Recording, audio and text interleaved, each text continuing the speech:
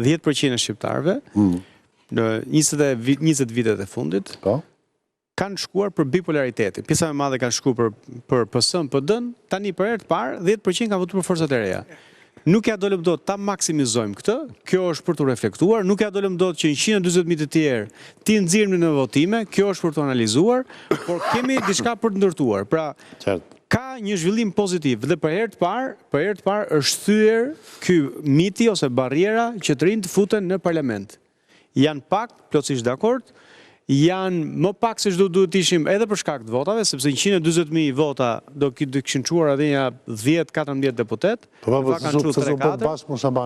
Tani su bën bashkë sepse disa prej të rinjve zgjodhën egon personale mbi nevojën historike. Kishin smundjen e vjetër të politikës shqiptare, s'bëhet bashkë.